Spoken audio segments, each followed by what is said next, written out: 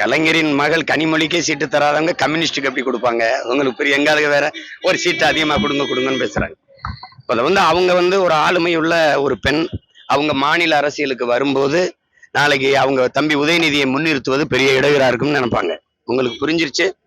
புரிஞ்சுட்டு தான் நீங்க கேக்குறீங்க. அதனால அவங்கள இங்க வர விட மாட்டாங்க. அது உங்களுக்கு தெரியும்.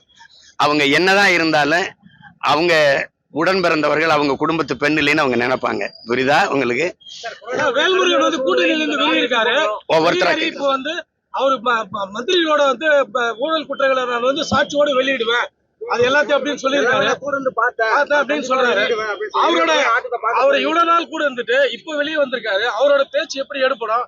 அவரோட அரசியல் இது என்ன மாதிரி இருக்கு முன்னெடுப்பு? இதுக்கு நான் என்ன பதில் சொல்றது? நாங்க ஒரே ரத்தம், ஒரே சொந்தங்கள். இதுல அவர் ஒரு நிலைப்பாட்டு எடுக்கிறாரு. அதுல போய் நான் என்ன கருத்து சொல்றது? அதுல ஒன்றும் கருத்து இல்லை. அவரு சொல்றது இப்பவாது சொல்றாருன்னு நீங்க பெருமைப்படுங்க. இப்பவாது அந்த குற்றச்சாட்டை இவர்களை அடுத்த முறை தேர்வு செஞ்சிடாதீங்க அப்படின்னாவது எச்சரிக்கிறார்ல. அதுக்கு நீங்க மைல்ஸ் தான் அடையணும். ஒரு சீட்டுக்காக சரணடைஞ்சு ஆமான்னு சொல்லி சைத்து போகாம வெளியில அடுத்த முறை தேர்வு செஞ்சிடாதீங்க இவங்களை எச்சரிக்கிறார்ல, அதுக்கு பாராட்டுங்க. எல்லாராலும் கைவிடப்பட்ட ராமதாஸ் சசிகலாவோட இணைஞ்சிருக்காரு. எங்களை பார்த்து எல்லா கட்சியும் பயப்பட ஆரம்பிச்சிருக்குது அப்படின்னு ஒரு ஸ்டேட்மெண்ட் கொடுத்திருக்காரு. எல்லாராலும் நீங்க கட்சிகளால கைவிடப்பட்டதா சொல்லாதீங்க. மக்கள் எங்க ஐயாவை கைவிடுவாங்கன்னு நினைக்கிறீங்களா? அப்படி சொல்லுங்க. நீங்க எப்படி அப்படி சொல்றீங்க?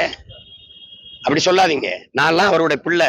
அவர் இல்லாம எனக்கு இந்த உணர்வு வந்திருக்கு, இவ்வளவு போராட்ட குணம் வந்திருக்கு. 85 வயசுல தமிழை தேடின்னு ஒருத்தன் நடப்பானா? தமிழ்நாட்டுல ஒரு தலைவர் இருக்கானா? சொல்லுங்க. எங்க ஐயா விட்டா யாரு இருக்கானா? இந்த சமூக நீதினு பேச்சுக்கு எவனா இப்ப அவரை தாண்டி பேசுறதுக்கு ஆள் இருக்கானா? நான் இன்னைக்கு பேசுறேன்னா அவர் கத்து கொடுத்ததுதான். இந்த நாட்டுல என்ன உங்க ஐயா செஞ்சாரு? எங்க ஐயா ஆணமுத்து ஓட்ட பிச்சை 69 விழுக்காடு இடஒதுக்கீடு மண்டல் கமிஷன்ல. எவன் பேசுற நீ? இந்த நாட்டுல வகுப்பாரி பிரதிநிதித்துவம் இன்னும் பேசிட்டு இருக்கிற ஒரு மகன் இருக்காருன்னா எங்க ஐயா தான். நீங்க என்னங்க கட்சி எப்படி பேசுறீங்க? கட்சி என்ன கட்சி? மக்கள் கைவிடுவாங்களா? அப்புறம் இருக்கு இல்ல அவருக்கு இல்லைன்னா பிள்ளை இருக்கல, அவர் கனவை நான் நிறைவேற்றுவேன். இன்னொரு பிள்ளை இருக்காருல்ல, செய்யறோம். என்னங்க நீங்க அப்ப முடியலன்னா மகன் செய்வன்ல. வேற எதுக்கு நான் அரசியலுக்கு வந்தேன்? எதுக்கு வந்தேன்னு சொல்லுங்க. எதுக்கு வந்தேன்? இப்ப என்ன எல்லாரும் கூப்பிட்டாங்க, நான் போகல. அப்ப நான் அவங்கள கைவிட்டேன்னு சொல்லுவாங்களா, இல்ல அவங்க என்னை கைவிட்டாங்கன்னு சொல்லுவீங்களா? இந்த வயசுலயும் ஏதாவது இந்த நாட்டுக்கு செய்யணும்னு நினைக்கிறாருல, அந்த எண்ணத்தை பாராட்டுங்க. ஏன் போய் வீட்டுல போய் படுப்போம், என்னத்தையோ போயிட்டு போகுது நாடு, ஏதோ நாசமாயிட்டு போகுதுன்னு படுக்கலாம்ல. அப்ப செய்யல இல்ல. இன்னைக்கு உங்களை உட்காந்து பேசி ஏதாவது ஒண்ணு பேசிட்டு இருக்காருல, இயங்குறாருலங்க, அதுக்கு கைதட்டுங்க, பாராட்டுங்க. என்னங்க?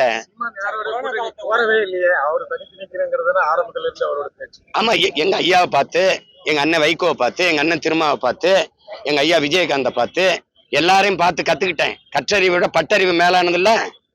22 நாடுகளை எதிர்த்து சண்டை போடும்போது என் தலைவன் எந்த நாட்டிலையும் ராணுவ உதவி கேட்கல. தனியா ஒத்தையாளன்னு தான் சண்டான். அதான் இப்போ சொல்றேங்கல்ல, மொத்த கட்சி கூட்டணியா ஒத்த கட்சி மோதி வெல்லும். புரியுது? காரணம் மொத்தத்துல வீரம் வேணும்னு சொல்லல மாடா.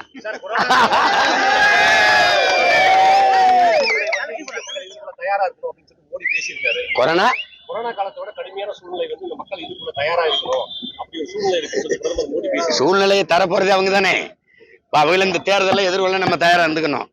என்ன சூழ்நிலை வருது? நீங்க என்ன சொல்றது? நீங்க ஏற்றுக்கொண்ட பொருளாதார கொள்கை, தனியார் மய தாராளமய உலக மயத்துல ஒவ்வொரு நாட்டையும் சார்ந்து இருந்தவொடனே அவன் அமெரிக்காக்கிறேன் ஈரான் மேல போறதுன்னா எனக்கு எரிகாற்று வர மாட்டேங்குது. இப்ப எரிகாற்றுல நான் தற்சார்பு அடையுங்கிறேன். அப்ப என்னை தானே நீங்க தேர்வு செய்யணும். எங்க வந்தவன் செய்யலைன்னா செய்யறன்னு சொல்றவனை வர வைக்கணும்லங்க. அதை விட்டு நீ அவர் சொல்றாரு இவர் சொல்றாரு அப்படின்னா, இந்த பேரிடர் காலம் இப்ப சிலிண்டர் இல்ல, இப்ப எரிபொருள் தட்டுப்பாடு, பெட்ரோல் டீசல் என்ன வண்டியை விட்டுட்டு இப்ப தொடச்சிட்டு சும்மா சைக்கிள் தான் போண்டிதான். மறுபடியும் சைக்கிள், நான் கூட சைக்கிள்ல ஓட்டு கேட்க போலாமான்னு கூட இருக்கேன்.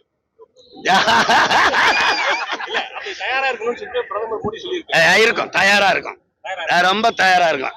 செய்திகளை உடனுக்குடன் தெரிந்து கொள்ள கீழ்கண்ட கேபிள் மற்றும் டிடிஎச் நெட்வொர்க்குகளில் எம்நாடு செய்தி தொலைக்காட்சியை காணுங்கள்.